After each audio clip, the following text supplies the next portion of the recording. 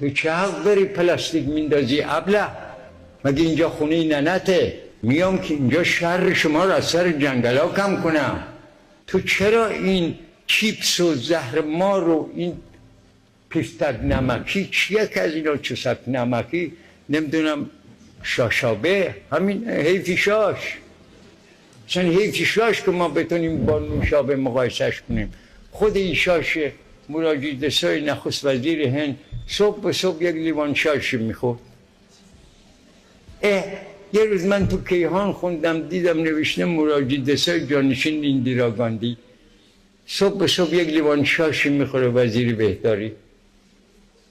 عجب. بعدم که رفتم توکیو دیدم کنگره ادرار درمانیه. همین شاش ما برای سرطان حنجره عالیش.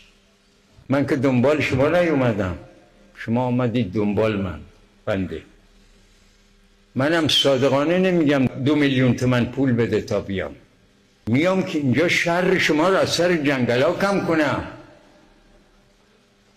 میام اینجا که به شما بگم حالا که شما جنگل مازندران خراب کردید، خودتون اینجور بدبخت کردید، شما چرا این کارا کردید؟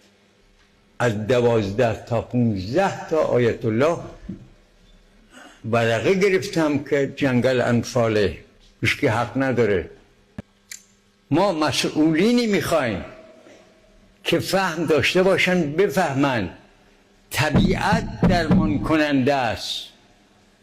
وقتی کسی سرطان گرفت یک آمپول 3 میلیون تومن، حالا شده 6 میلیون. من پیشگیری میکنم با غذای طبیعی، با خامگیاخواری نه سرطان بگیرم نه دیابت.